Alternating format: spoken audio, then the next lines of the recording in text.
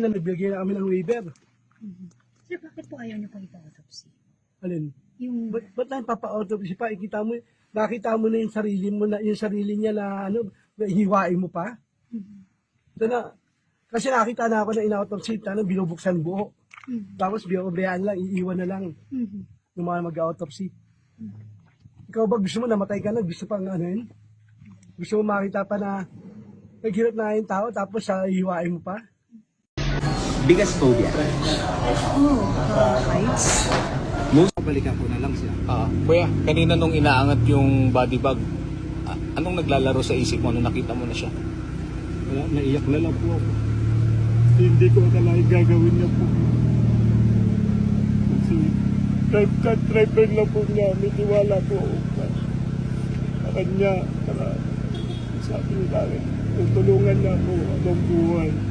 Kaso, ganun po ginawa niya. Hindi na po alam. Yun lang po. Dito Saan? po. Saan? Yung- Lapitan mo. Ito po. Dito po siya nauupo. Diyan siya umupo? Diyan? Nauupo siya dyan. Ah, Tapos tatayo. Kaya lang, parang dumidikit siya ron. Na baka sabi ko, baka mahulog. Ma-off balance. Kaya sabi ko, huwag ka dyan ma'am, baka ma-off balance ka. Tatlong beses po siya sinaway.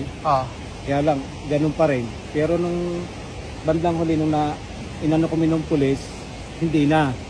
Kasi tumaboy na akong papunta ron. so iniwanan mo siya? Hindi po, sakay ko. Kasi Okay. tinaboy po kami ng pulis eh. Okay. Huwag daw po magtambay dito, kaya umalis po kami. Okay, nung nakaalis na kayo, saan kayo napunta? Dumiretso po kami ng doon na sa kumain doon sa malapit sa Iyon Hotel. Okay. Tapos pagkatapos kumain, doon na kami sa Iyon, nag-check-in na. Okay. Bandang mga 2:30, sabi niya, babata kami papunta rito. Oo. Ayun, binaba kasi dito ng 3 o'clock. Pagbaba, sinilip ko pa, nakaupo siya dito. Okay. Umalis ako, punta ako doon. Sabi ko, balikan mo na lang ako.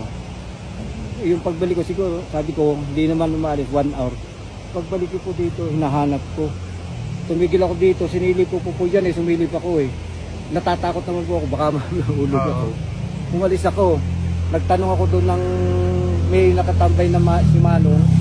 Tinanong ko kung may dumang babae, wala naman daw po. Kaya bumalik ulit ako, bumilta ulit ako rito. Sinilip ko ulit. Pero wala po akong nakita sa babang hindi ko po nakita. Ayun, bumalik na ulit ako ng hotel. Tatanungin ko sa hotel kung pumunta. Anong oras yun? Ano na po yun? Pasado alas 5 na. Okay. Pagdating ko doon, wala pa daw po.